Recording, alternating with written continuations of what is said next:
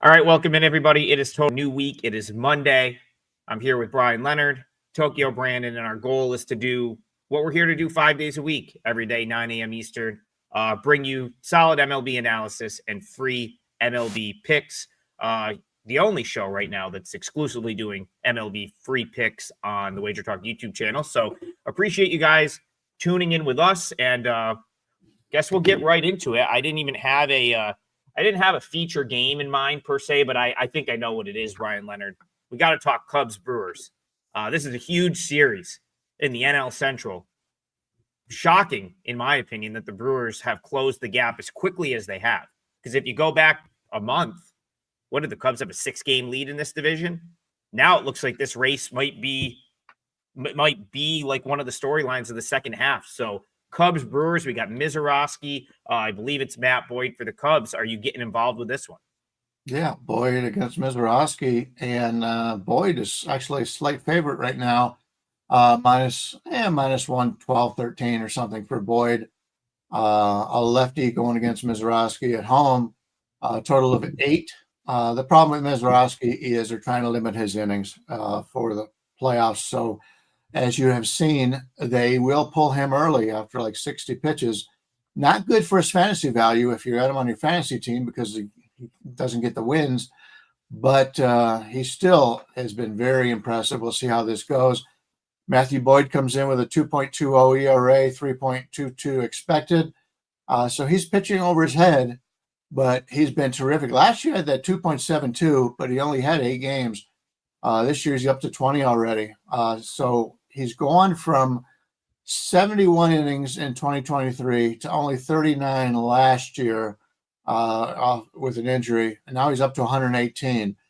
So I just talked about Mizorowski limiting their innings. I'm a little bit worried about Matthew Boyd getting his innings limited at this point.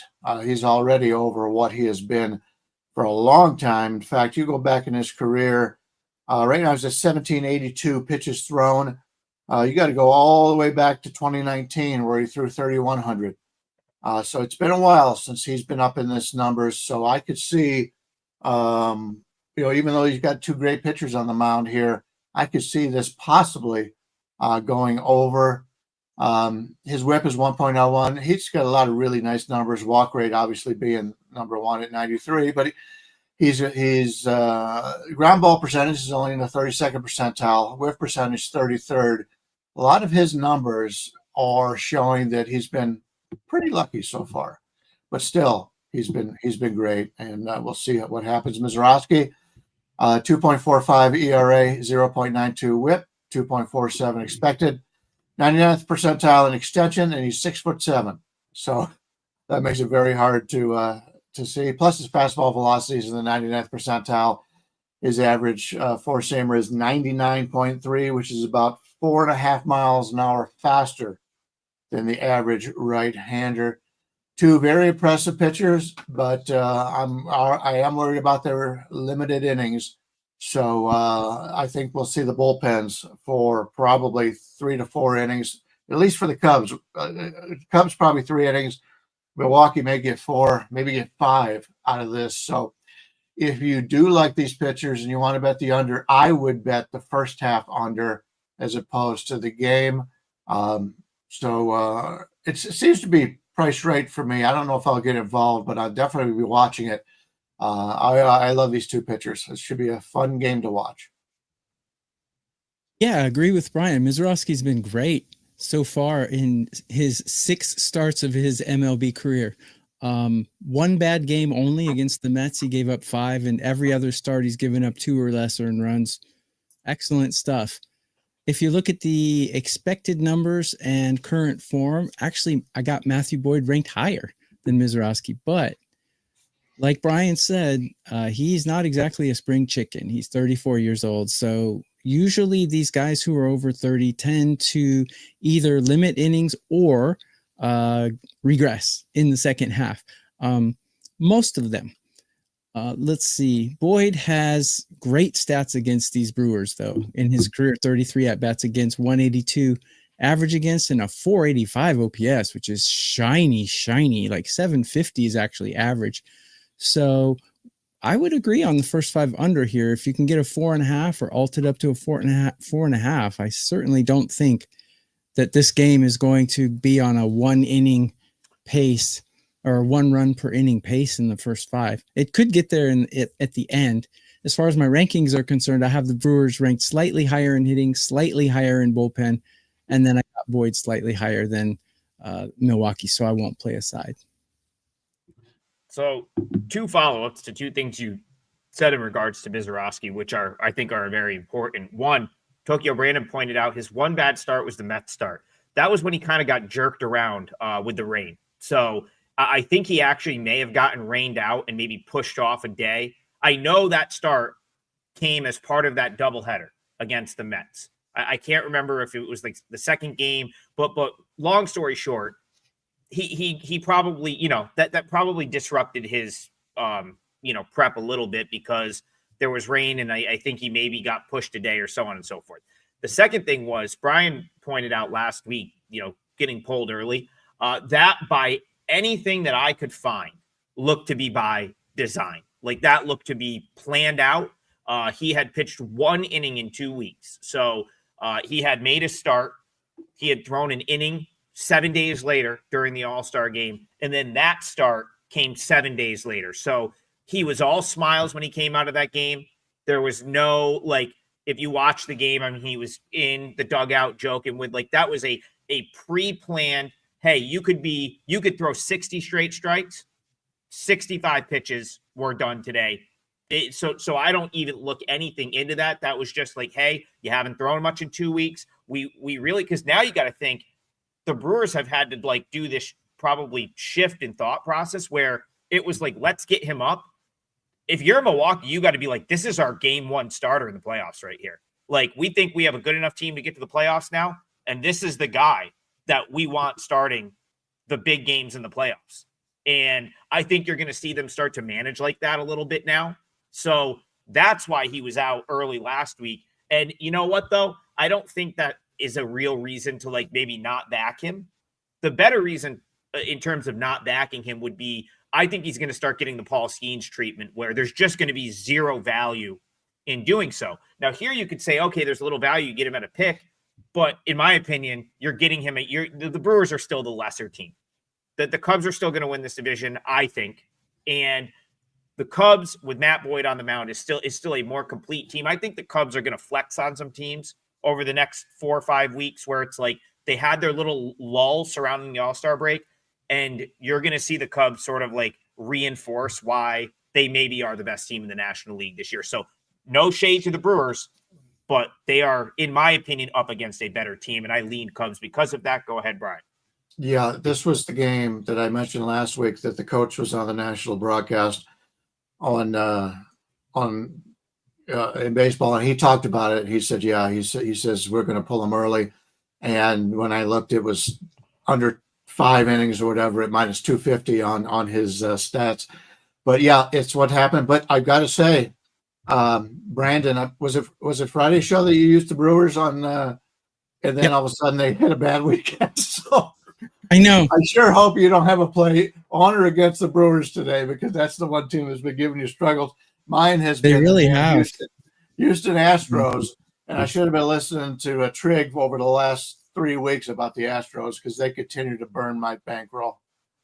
Yeah, they very much look like the Sugarland Space Cowboys this weekend, which that lineup was basically Sugarland's lineup at the beginning of the year. So before we move on from this game, though, Sean is right. He says he's not going past 60 pitches. I could see him going past 60 pitches, but the point is the Brewers have to start limiting his pitches.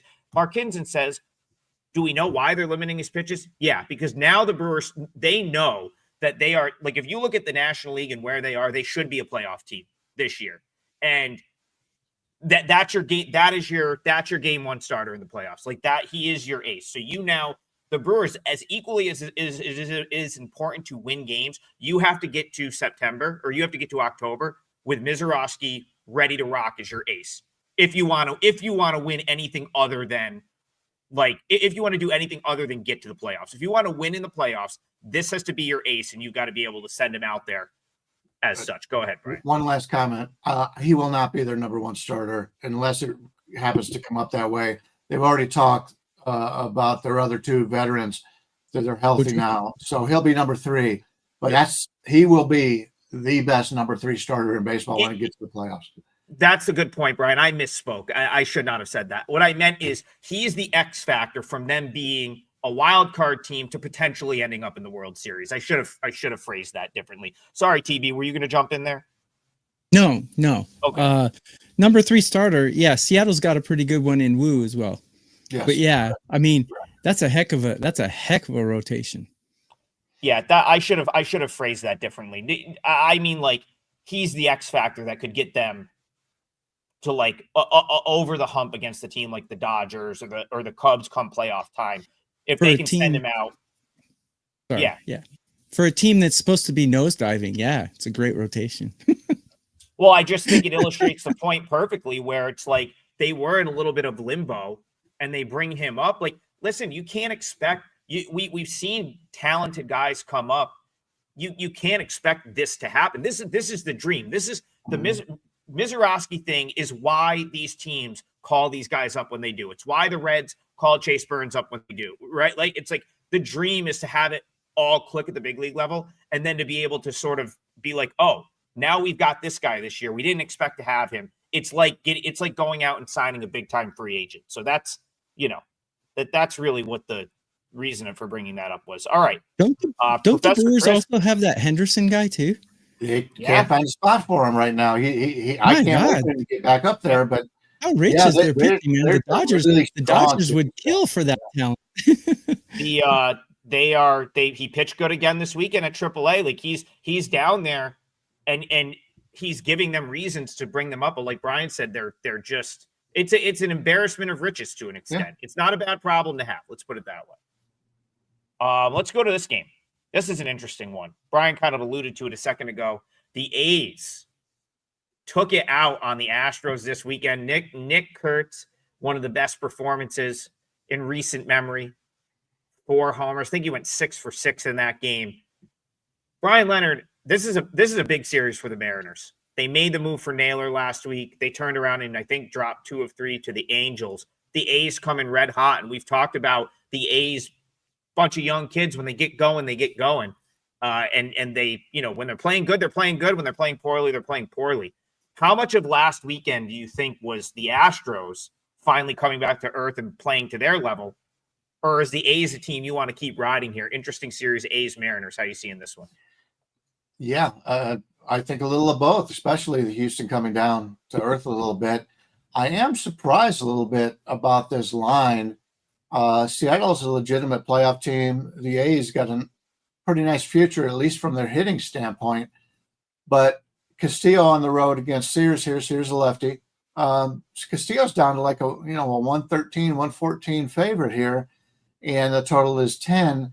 I've not been a Castillo fan if you watch this at all, but still that number is a little bit cheap if you ask me. If you're looking to play Seattle, Sears has been pretty good, but he's a journeyman. He's a 4th or 5th starter for most teams. So I'm a little bit surprised about the line. So maybe there's a little bit of value here on Seattle. But Castillo, 3.30 ERA, 4.26 expected, 1.24 WHIP.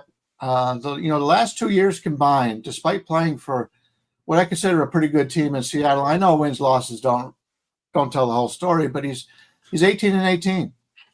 Even though he's been a really good pitcher, 3.64 ERA, 3.30. His numbers have not been good. There's really no red on his StatCast page. The best things he does is his walk rate, 67%, fastball rate, 65th. So, he's a guy that I've been looking to fade, but I don't know if I can fade him at this number. Maybe do something with the A's, maybe team total over or something to that effect. But JP Sears, 4.98 ERA, 3.95 expected, just the opposite. He's been better than what his numbers show, 1.25 WHIP.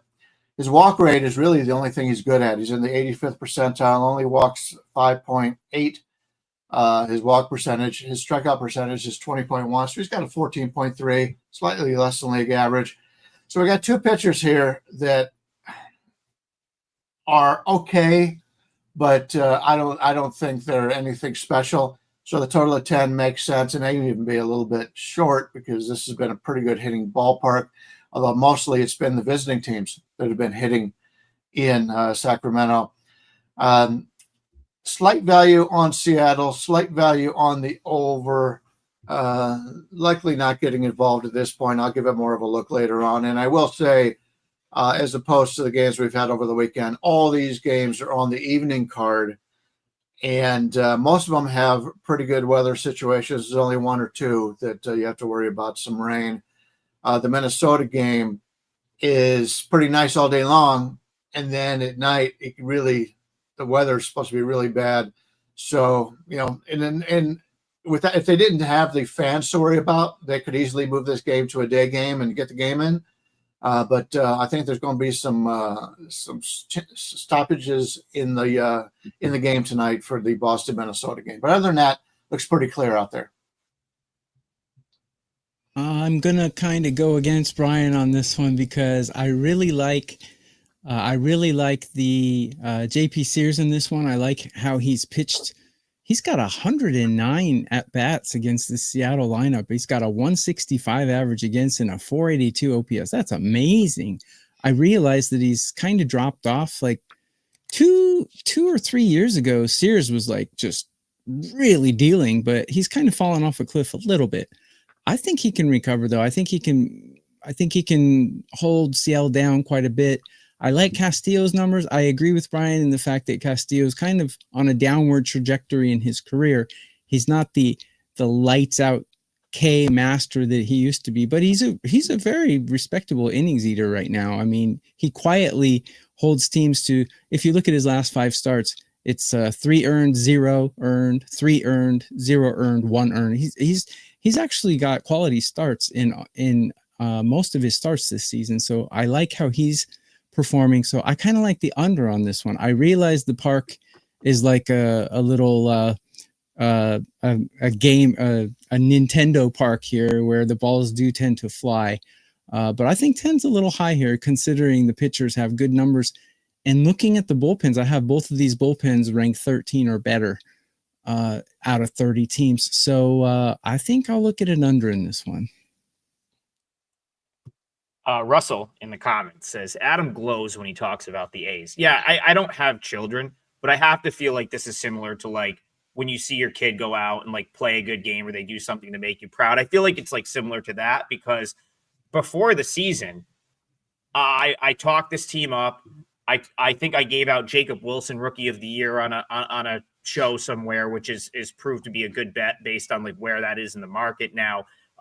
If you listen to my breakdowns even last year into this year, I was already talking about all these kids, Nick Kurtz and like that are now up and playing well. And I still think I'm going to end up being right about the A's exceeding their market position, meaning getting their season win total over. But on a day-to-day basis, they've been value. And if you've been able, so that the tough part about the A's is that they'll go on these stretches where they are terrible for a couple weeks at a time. If you've been able to sort of like meander with them and like try to catch them when they're playing good ball and then leave them when they're on one of these ruts where they lose 9 of 10, I bet you've done pretty well, betting the A's this year because it has been feast or famine for this team. It's why I can't bet the Mariners here. Even like Ethan Bainbridge says, I like the Mariners in this game, his favorite spot on the card. If the A's weren't red hot right now, I would agree with you. Like Bryan's brought it up a couple times this year. Very much agree that the Mariners profile is a better team on the road. And what a good ballpark for the Mariners, a team that really is reliant on the home run ball. And a lot of what they do is, a lot of their run production's predicated on hitting home runs. Couldn't ask for a better ballpark for that because the ball will get out of this park relatively easily. But I'm not going against the A's until they lose because when you have young teams, go back, like, what was it, 4 weeks ago, 5 weeks ago, everyone's like, oh, Marlins, the loss is coming. The loss is coming. What did they rattle off 8 or 9 in a row? The A's and the Marlins are very similar teams. It's all young guys. We don't really know what the ceiling of a Nick Kurtz is yet. I mean, he could be a league MVP. Like, he is literally that good where we don't really know the ceiling. I mean, the A's could be sitting on like a couple of guys that are like legitimate all-star, Lawrence Butler, Kurtz, Jacob Wilson. So how do you really appropriately price this team? But if the books are going to continue to just give you plus money with them, I feel like you either have to take it or pass, or wait for them to start playing poorly where you're like, okay, they're unraveling. Now they're having bad at-bats. Now I can go against them. With that being said, I'd have to go with the over. I disagree on the total here, TB. I have to go with the over because the Mariners, they fit better in this park from a run production standpoint. And even though the A's don't hit left-handed pitching particularly well, they're hitting well right now. And I think that they get their part. So I kind of like the over here. Go ahead, Bryan. Well, Seattle, you mentioned they were similar. Seattle's pitching staff is tremendous. The A's pitching staff is terrible. And when you see young teams like the White Sox have put it together some pretty good ball games now, you see more variance as the season goes on, as you pointed out. The younger the team is, the more ups and downs you're going to have.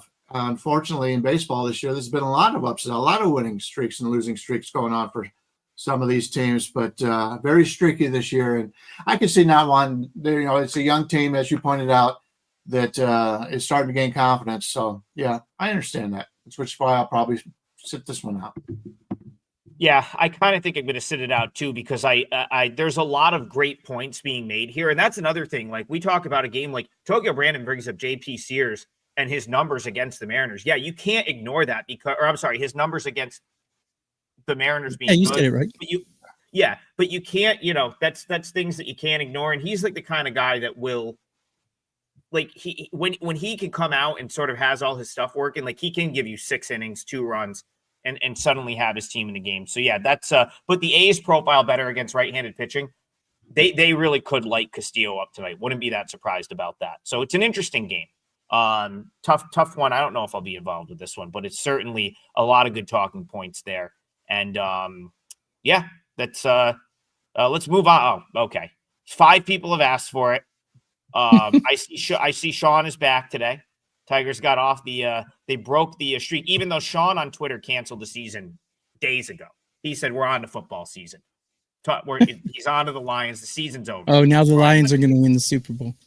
Okay. You know what? They actually very well might. This might, I mean, they could be the Super Bowl favorite right now. I wouldn't argue with that one bit. Bryan Leonard, I don't think the season's over for the Tigers by any means. They got off the schneid, as Berman used to say yesterday, finally won a game. They're 15 games over 500, and they still have an 8-game lead in the division, which is Little Sisters of the Poor, basically, the rest of that division. None of those teams, Guardians, Royals, Twins, White Sox, are winning that division. So your Detroit Tigers will be in the playoffs. I don't think it will be particularly close. Do you think this is where they sort of make their ascent back to double-digit lead and putting this division away? Yeah, that's the problem with being a fan, is you get disappointed if a team doesn't play as well as you expect them on an everyday basis. And no, they have not been playing well, but no, the season is still in good shape for the Tigers. As long as they've got Skubal and he's healthy, this is a team that's the best team in this division. Although I do like some of the moves that the Royals have been making as of late. I don't think they're going to lose this division. Rodriguez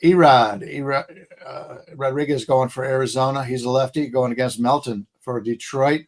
Detroit's about 126, 127 favorite here. Total of 9 to the under. Eduardo Rodriguez on the season, 5.50 ERA, 4.31 expected, 1.65 whip. Last 2 years, his whip has really hurt him. 1.65 this year, 1.50 the season before. What he does good, hard hit percentage, 88th percentile, average exit velocity, 71st. But he's got a lot of negativity here. Fastball velocity is not what it used to be. It's only 92.0, and he throws that fastball 45% of the time. Now, he does have 6 pitches, but the slider, 7%, curve, 1%. Cutter is 18. Cutter changed and four-seamer. And I don't like to back guys who are less than league average in a four-seamer miles per hour. But he is a lefty, and that helps him a little bit about that. But his numbers have not been great. He has been a disappointing sign for Arizona. Troy Melton coming in, just his second start for Detroit. Didn't work out very well in the first game. 10.80 ERA, 7.72 expected, 1.80 WHIP. I think things will be better for him as he goes on. But that first start in the major leagues is always a concern, especially if you're a righty. He does have that nice fastball, 97 miles an hour, and he does throw 6 pitches. And he throws the fastball only 29% of the time. That's something I like. So from a pitching standpoint, I prefer the Tigers a little bit here over Arizona. Arizona, we talked about this last Friday, that this is a team either selling or looking to sell, and they've already gotten rid of Naylor, and a lot of other guys are on the chopping block for Arizona. I prefer the Detroit side here, but I don't know enough about Melton to know how long he's going to go. They've got a pretty good bullpen in Detroit. So I'm leaning Detroit here, and I want to fade Rodriguez. I don't know if they'll get there at this line. It's a little bit higher than what I liked, but I'm still leaning a little bit with Detroit. So I don't know much about the Melton guy, and I agree with Bryan that Detroit's bullpen is performing quite well. Their lineup is ranked 30 out of 30 right now. Arizona's is ranked 23, but I got Eduardo Rodriguez on a curve of 30, ranked 25, so not much faith in him. So I'm definitely going to stay away from this game. There's too many X factors, but I'm going to take a minute here to say, please visit our pages, you guys, because we always put free plays up, and we're the best baseball cappers in the world. Go to our pages and check what we have out for free and check what we have for sale. Go to the replay, comment, and like. We would appreciate it. Tell Wager Talk you love baseball and you love our show. Adam. Yeah, I have a 5% play tonight. Should have probably brought that up at some point. But yeah, it's on my page. Just probably as bad of a promo as you could possibly imagine right there. But keep it simple. As far as this game is concerned, I'll talk about Troy Melton. He's he's well up on my rankings as far as starters at AAA this year. And so if you want to talk about length, he's going the full. It's a full start. I mean, he's been pitching 6-7 innings at AAA. He's not out there. I mean, the only way he's out early is if he gets knocked around. And I don't have any faith in the Diamondbacks knocking anyone around right this second, because that was so I lost with Arizona on Saturday, and I could not believe how mentally not there they were in that game, especially after winning the extra inning game on Friday night. I thought the Friday night extra innings win was what was going to kind of like get the juices flowing, and they were more concerned about hugging Randall Grichuk on Saturday in the dugout than they were about playing a baseball game. And I mean, Suarez came up at one point with the game on the line. It's like a 2-0 game. I mean, he swung at 3 pitches that were not even remotely close to the strike zone. So I'll go back to Tokyo Brandon was right about this. And I have to go back to last week's conversation and really, like, you were right. Like, the Diamondbacks do not look like they're in the mental state to play a game right now. Like, they're just, and yesterday, totally checked out. Now, I will circle back, because I do think when the dust settles, and if those young guys are up, if they've got like Tim Tao in the lineup, if Jordan Lawler ever comes back, guys just hurt every year for long stretches, then maybe you've got a little bit of a chance to buy low with Arizona. But yeah, right now, on all accounts, if you've watched them the last really all weekend, they won that game on Friday 1-0.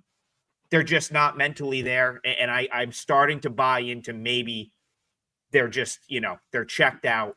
They're mailing it in a little bit. They don't know. The veterans don't know who's leaving at this point. And you're not going to go on the road and beat the Tigers, especially a Tigers team that just got smacked around by the Blue Jays for 4 days, basically. Yeah, they salvaged yesterday, but they still lost that series. They lost the series before. I think you get a very motivated Tigers team on their home field here. And this is one I've had my eye on today. So have not played this yet, but I'm going to put this in the parlay. Bryan Leonard, go ahead, and then also tell me what line I can get on this game. Sean Michael, I appreciate your fandom for the Tigers, but Kerry Carpenter went 0 for 3 with 2 strikeouts yesterday. They scored 10 runs without him. So I understand his value on this team, but he did nothing yesterday. Yeah, but Bryan, don't you just think him being in the lineup is huge for them? Just him literally, like, I feel like he makes that lineup turnover and everything's better when he's in that lineup. He's definitely a good player. They need him in the lineup, but he doesn't play against lefties, and he didn't do well yesterday. He's definitely somebody that you want in the lineup, but I'm just pointing out that he had nothing to do with them scoring 10 runs. Right now, we're looking at Detroit. Did take a little bit of money since we just spoke about it. Probably about a 128 favorite. Okay. So that works. If that's what you're looking for, that's 128 right now. Yeah, and I was actually I was hoping that might go the other way a little bit because Arizona did take some money in that Pirates series on a couple of occasions. So that's why I haven't played it yet. I was kind of like hoping that someone would come in and see underdog price, not really know who Troy Melton is and decide to drive the price down. But right now, Melton's probably the more desirable of the two pitchers. And again, he is someone I've been super impressed with in the minors this year. I don't put a ton of stock into the Pirates start, which was his big league debut, not going like as planned. I think he's going to be fine. He's a really good pitcher. And I think in that organization too, Hinch tends to know when a guy needs to come out. He presses the buttons as well as anyone. So yes. I think Melton's going to pitch well tonight, and I'll take the Tigers for the parlay. Good week for the parlay last week. We're back up, even losing it on Friday. We're back up plus 11.4 units on the season, or $11.40 for every dollar. And over the next 28 minutes, we'll be locking in 2 other legs. So don't go anywhere. This will be a 3-teamer by the time we get off the show. Let's move on. We had someone in the chat asking about the Giants and if it was going to be a bullpen game. I don't believe so. It looks like they're going to call up Carson Whisenhunt to make his big league debut. Giants last night felt like they had that one, Bryan Leonard. I thought they were going to salvage one from the Mets. Matt Chapman putting the team on his back, and they just couldn't get it done. So Giants kick off a new series here. Why am I blanking on who they're playing? Jesus Christ. I just had this game in my head. I'm blanking out. Keller? Who is their opponent? Mitch Keller. Mitch Keller. Yeah, that's right. Okay. Pirates are out on the West Coast. It's Carson Whisenhunt. It's Mitch Keller. Kick us off, Bryan Leonard. To me, San Francisco's a much better team than Pittsburgh is. They're going with Whisenhunt. He's a lefty. I like the lefties. Their first month or so in major leagues, and sometimes even longer if they perform well. Right now, the current line, Whisenhunt and the Giants are about a 130 favorite and total of 8. That would be a cheap line for me. Mitch Keller's a guy who is what he is, and there's been talk about some pretty good teams. The Mets have been in discussions with bringing him to New York. I'd love to see him pitch in that ballpark, although he pitches in a good pitching ballpark right now in Pittsburgh. But as good as he is, the Pirates are only 4-10 in those games. He's very similar to Skeens, where they just doesn't get a lot of run support. Comes in with a 3.53 ERA, 3.81 expected, 1.16 whip, all pretty nice numbers. His whiff rate is only in the 10th percentile, though. Strikeout rate 26. He's not going to blow you away in that regard, but he doesn't walk a lot of batters. 85th percentile, barrel rate 75th percentile. He's been pretty good this year. Carson Whisenhunt for the Giants, a lefty, 24 years old, 6'3". He pitches for the Sacramento River Cats, same stadium as the Sacramento A's play in. Interesting when you take a look at his stats, and he's highly thought of in that organization, but he's always been a guy who just blew past more than one strikeout per inning. Last year, he pitched in Sacramento, 135 strikeouts in only 104 innings. His other seasons in the lower minors, all more than one strikeout per inning. He's been very good. Now, this year, he's a little bit different. is his ERA is 4.42, which is really, when you're playing in that ballpark after games, isn't bad. But in 97 innings, he's only struck out 86 batters, but he's only walked 28. Last year, he walked 53 and only 7 innings more. So he's been more of trying to get his control down. That was probably what the management said: get your control down and don't walk as many batters, and you can get you can get up there. So his whip is at 133, which isn't actually that bad when you pitch in the PCL. So I'm interested in seeing him pitch. He's a lefty. I think he'll have success against this Pittsburgh offense. And I think there might be some value here on San Francisco, but they're really struggling. You mentioned the 2 home runs yesterday, but this San Francisco offense has been dead for a while. So I think the Giants are a better team, and it would not surprise me for them to break out of this against Pittsburgh and win a series and get on a run. But they're not playing well right now, which makes me very tentative about putting my money on them. So here's an interesting statistic about the Pirates. They're the number 4 under team in MLB, and more than 33% of the games they've played today have ended in a shutout, either for them or against them. So they are a team that really like unders. I don't have confidence betting for or against a pitcher who's making his MLB debut because, as I've said in shows previous, they could either go 5 innings shut down, or they could get blown up for 8 runs in the first inning. We saw that with the Reds guy, Burns, got blown out. Now he's coming back.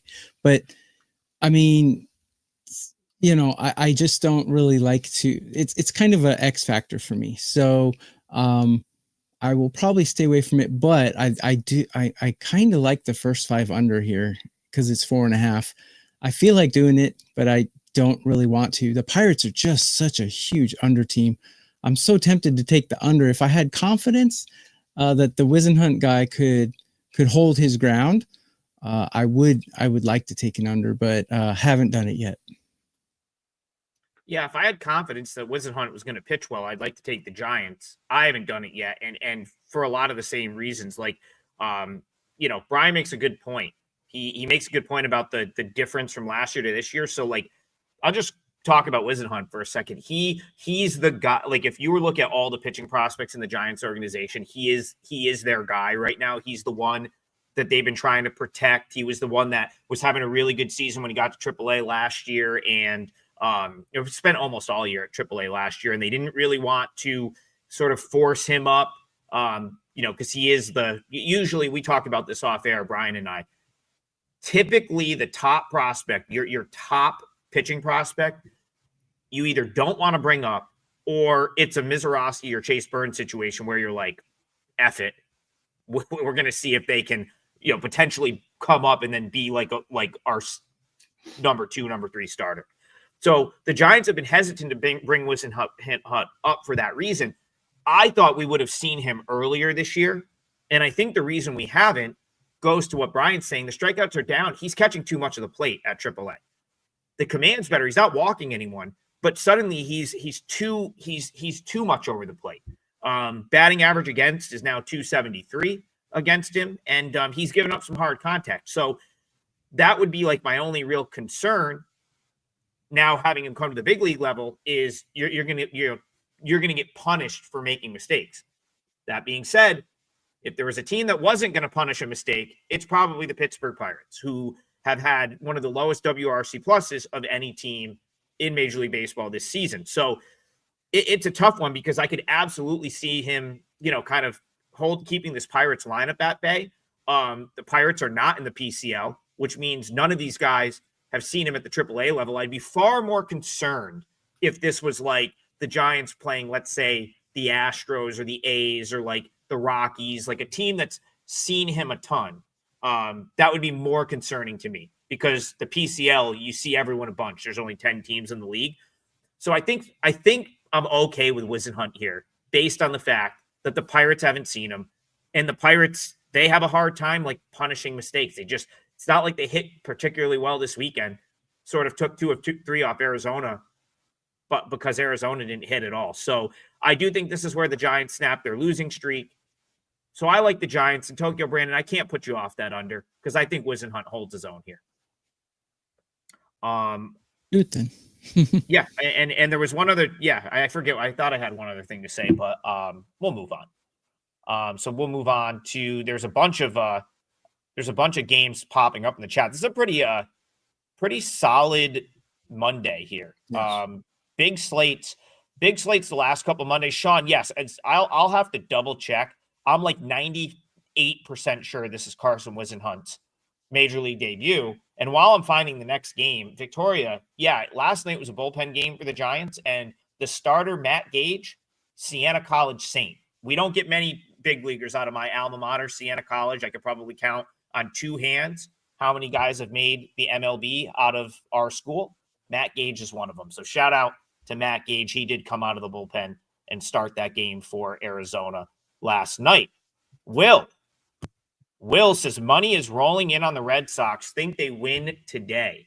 This is an interesting one. And Bryan Leonard, I think this is one you said there might be some rain in the forecast we have to look for. But at any rate, how are you seeing this one? Because I'm very interested in this matchup, Red Sox Twins. A couple things here. Before we get to that one, San Francisco game tonight with Pittsburgh.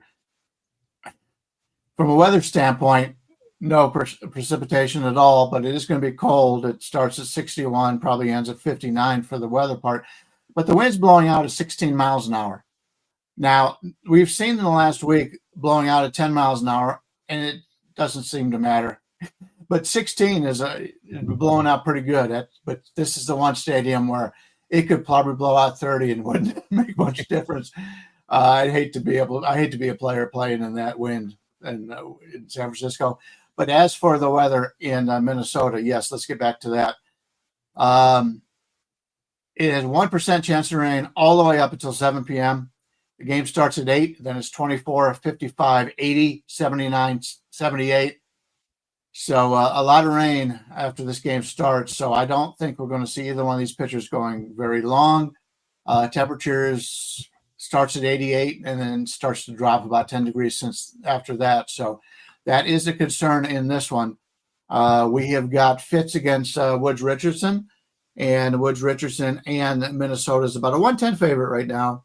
We're looking at 9.5 to the under, about 115, 120.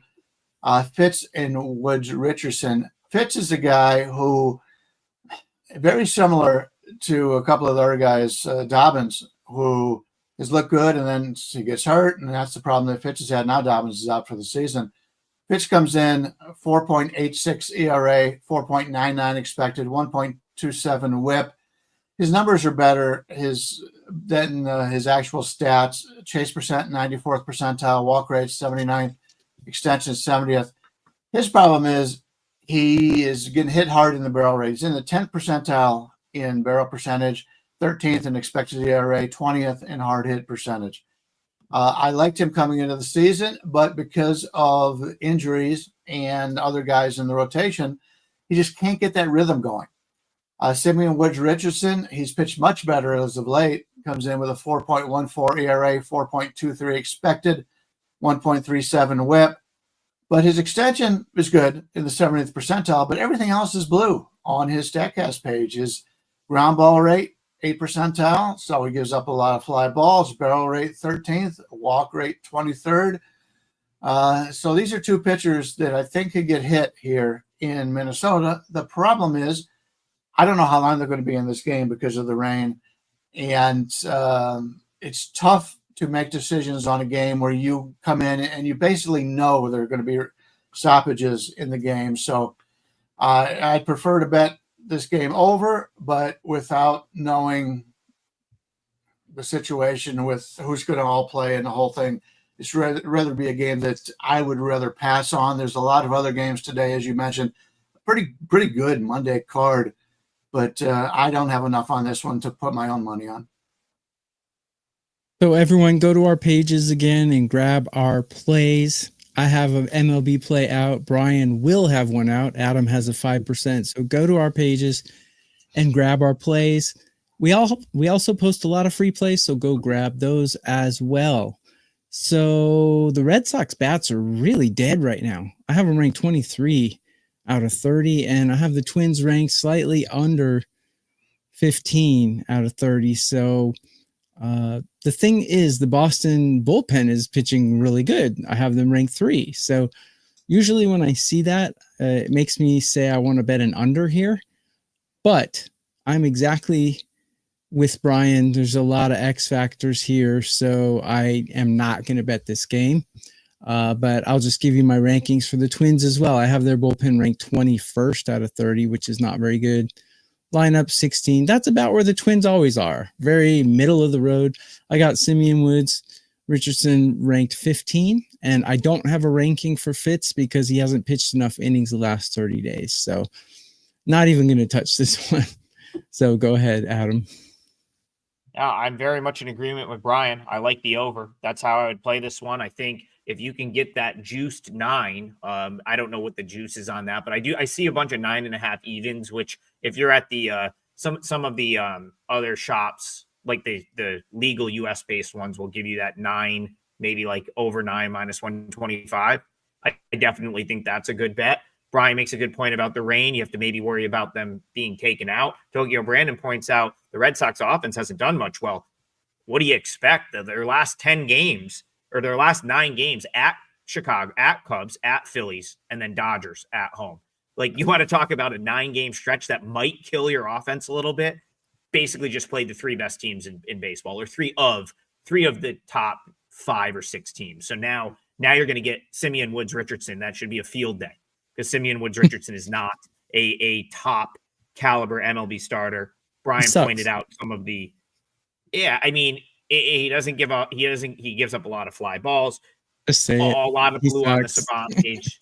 Yeah, and the thing is, like, I was high on him 2 years ago or a year ago, but now, like, he's got a big enough sample at the big league level where he's only a guy I really care. I'm really interested in fading. So I fully expect the Red Sox to hit better in this series, just based on the fact they're not going to be up against like big time aces. And then for the Twins, like, their top relievers are very strong, but there is some chances for offense in the middle of that Twins bullpen. So to comment on the rain situation, well, if Simeon Woods Richardson is out early here, I still think the Red Sox maybe can generate some offense until you get to the guys like the Johan Durans, Griffin Jacks. That's the tough part of the Twins bullpen. On the other side, listen, Richard Fitz, like, he does have some redeeming qualities. He gets some swing and miss, but my gut tells me he's going to trend toward being a Simeon Woods Richardson at the big league level. I just don't have like super high hopes for him. He's not someone that ever really popped for me at AAA. And then all of a sudden he was kind of in the big leagues. I'm sure the Red Sox know more about that than me.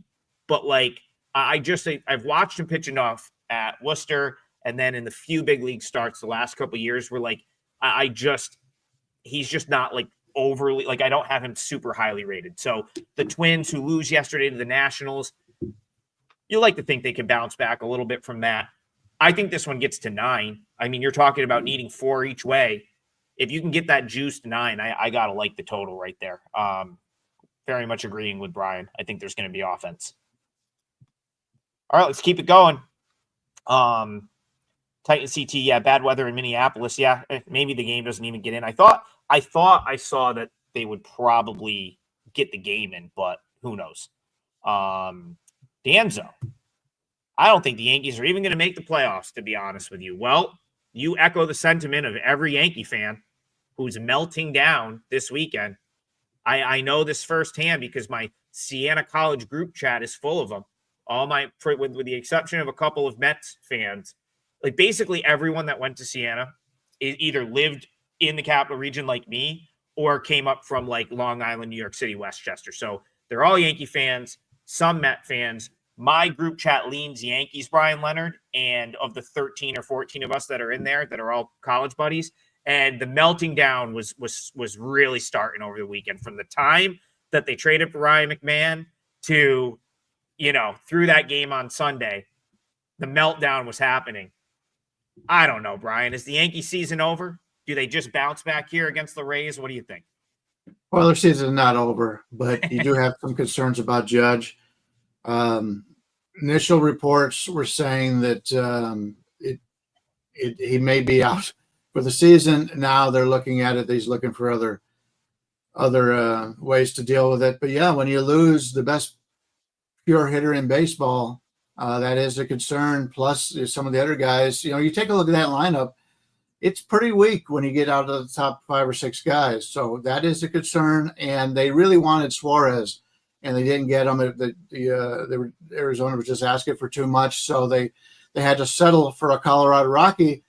And anytime you trade for a Rocky, and you have to be concerned. Now, he's gotten off to a pretty good start for the Yankees, but half of your stats are in Colorado, and he's been in Colorado for a long time. So, the Yankees, it's not going as well as Yankee fans would like. They're going against Rasmussen against Schlitter. And I don't want to say Schlitter again because I know I'm going to screw it up. But the Yankees are about a 128 favorite here, total of 8.5. Has gone down from, it was at 9 for the opener. So money's coming on the under here. Rasmussen, they decided to keep him in the rotation. I think they pulled him a little early last time, but he comes in with a 2.93 ERA, 3.61 expected, 1.03 whip. He is a really underrated pitcher overall, but you don't know how many innings you're going to get out of him today. Last 3 years, his ERA is 2.93, 2.83, 2.62, and 6 seasons, 2.95 ERA, 1.05 whip. Because of his injuries and because he doesn't rack up a lot of innings, this year's at 95. Last year was at 28. The year before, 44, which is why they've been pulling him early, and they don't want him to get hurt. But when he pitches, he's great, and he's pitching today. So I like the situation with him going against this diminished Yankees offense. Ground ball percentage, 87th percentile, which is something you always have to keep in mind when you're playing in Yankee Stadium. The barrel rate, 85th percentile, walk rate, 80th. I really like Rasmussen. When you take a look at the Yankees, they're going with Schlitter, as I mentioned, and he's had limited innings so far. He's only pitched 10 innings. He got his 10 strikeouts, but 4.35 ERA, 3.48 expected, 1.55 whip. Fastball velocity, 94th percentile. He's very good in that regard. 97.8% on his four-seamer, but he does throw it 52% of the time. He may have a good enough fastball to get away with that because he's so young at 24. But as he goes on, he needs to develop his other pitches a little bit better. He's got 5 pitches, but his slider, he throws 28% of the time. I kind of like Tampa Bay in this game. In fact, I think I'm going to use that as my parlay piece right here. It's just that I don't really see anything jumping out at me today. And I know the Yankees offense is taking a big hit without having Judge in there. So let's play Tampa Bay as my parlay here. We're looking at, let's go 113. Plus 113 here, Tampa Bay on the road. Hopefully, this is one of those teams that as the season's going on, they've either been a really good hitting team or a terrible hitting team. I like the coaching in Tampa Bay. I think it's much better than I've never liked Boone as a coach for the Yankees. So let's go with Tampa Bay here at plus 113 will be my part of the parlay. So I was going to make this game my parlay piece, but a different direction than Bryan, but I don't think we can use the same game in the parlay. But I was going to go Yankees team total under 4.5, but I have another backup, so don't worry about that. But I totally agree with Bryan's sentiments here on Rasmussen. And actually, Bryan, his name is more difficult than you're actually saying it. His name is actually Schlittler. So there's an extra L in there to even make it more tongue twisting and more dangerous to say on air. So, if you'll excuse me, I have to go to the Schlittler for a minute. How's that sound? Anyways, I was going to use the Yankees because without Judge, they're hitting towards the bottom of the rankings in MLB. I know they did beat the Phillies, but they're ranking less than 20 out of 30 teams. Rasmussen, as you said, he sometimes gets pulled early, but they have a pretty good bullpen there. My only concern is the Yankees play really good at home, or really well at home, shall I say. So that concerns me for the Yankees team total, but that would be the only way I would go here.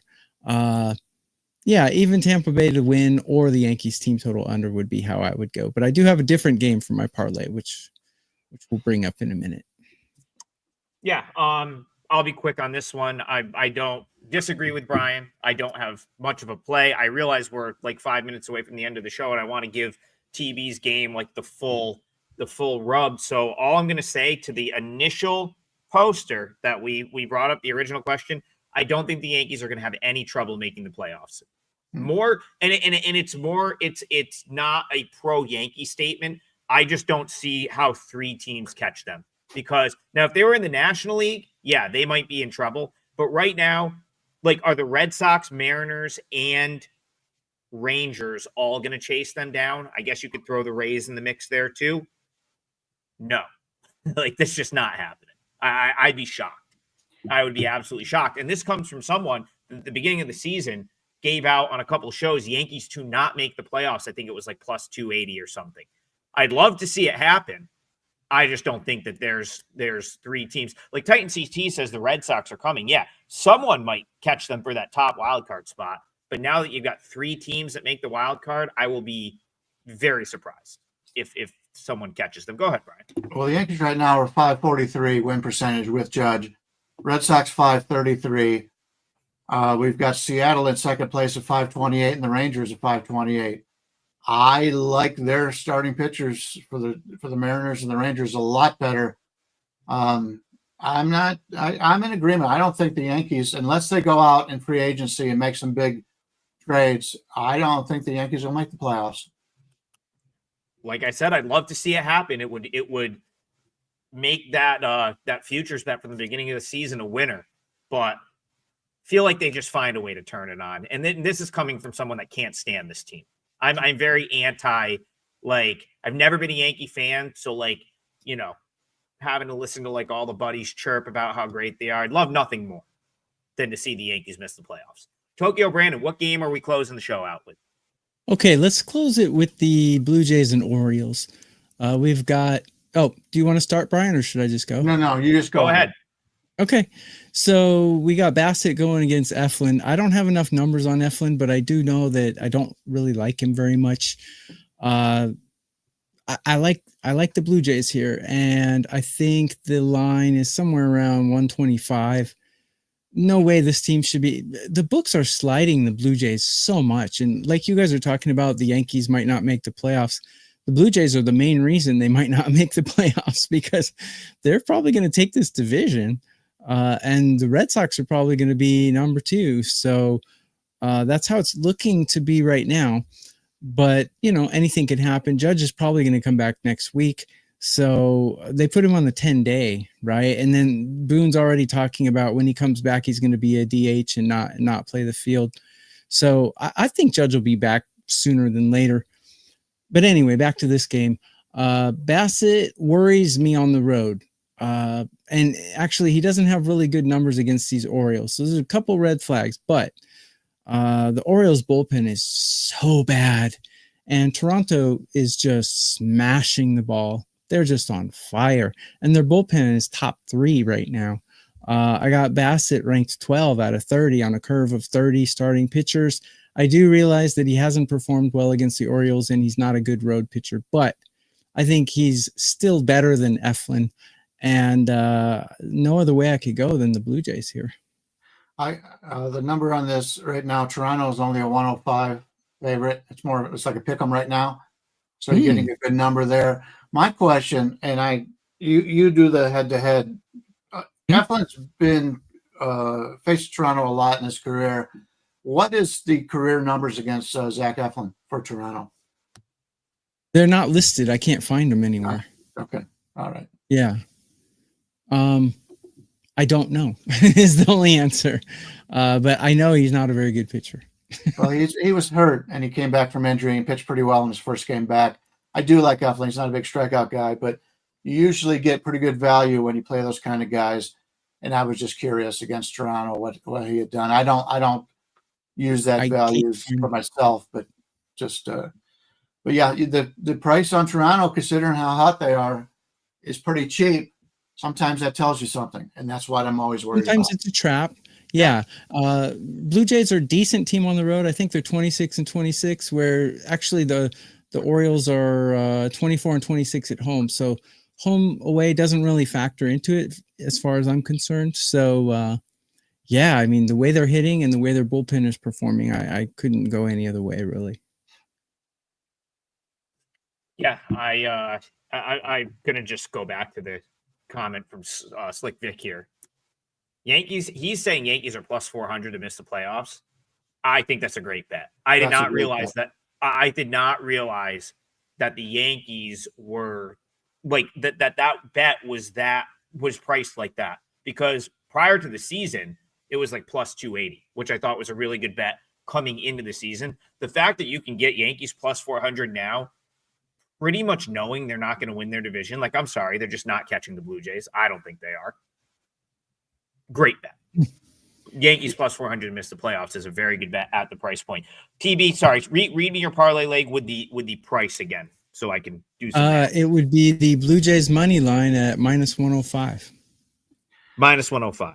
In regards to Judge coming back, I mean, he's a good defensive player too. He's got a gun, and he obviously, without him in right field, that's going to hurt them defensively. Obviously, you're worried about his bat being in the lineup, but he's got one of the best guns in Major League Baseball. Yeah, and I gotta be honest. Like, in the field when he comes back, so I looked at the original poster. I gotta no, that was a very valid comment. I think I looked at the standings and I said, okay, are these these four teams really going to jump them? Like I saw the Guardians creeping into the mix. Sorry, Brian, they're not making the playoffs. So I was just like, man, like 3 or 4 teams are going to have to play good ball to jump them. But it's possible. I mean, 4-1. I that is crazy. I would have thought it was more like plus 150. I would have thought my preseason number on that was better than the number now. So the fact that they're going to give you 4-1 is crazy with how close. Yeah, Slick Vic. I think he was the one that brought it up, or one of the people that chimed in with how close the wild card is right now. The only reason I'm harping on it is I think that's probably the best bet I've given out on the show so far today. Like, if you have the means to bet futures, or you have a credit account, you can get that down on confidently, and you can get 4-1 on the Yankees to miss the playoffs. That is a fantastic bet. Okay, we are at the end of the show. We've got to read off the parlay. Very simple today, boys. 3 sides. Let's get it home. 3 sides plus 640. That's actually really good. Bryan helping out with the odds. The Rays plus 113. Now I got to root. We're definitely rooting for that. I'm going to be going to look to add to the Yankees to miss the playoffs bet as soon as we get off the show. So hopefully his Rays get it done today. Plus 113. Tokyo Brandon is on the Blue Jays minus 105. And it's the Tigers for me. I think I'm going to become the newest Tigers fan now, because I feel like the market's abandoned them. So I'm with Sean in the chat. I'm very pro Tigers, at least for the foreseeable future. So once again, 3 sides: Tigers, Jays, Rays. That three-teamer is plus 640. So let's start the week off with a parlay win. Had a good week with the parlays last week. Hit 2 of them. So hopefully we're hitting here. Head on over to the Wager Talk YouTube channel if you want to catch the replay, but also to drop a like and subscribe on the page. We appreciate it. And a comment, as Tokyo Brandon said. We appreciate it. It helps us grow the show. I've got a 5%er tonight. The boys have plays up. You can find all of that at wagertalk.com, and you can find us back here tomorrow morning, 9 a.m. for another episode of Total Basis. Have a great day, everyone. We'll see you guys tomorrow.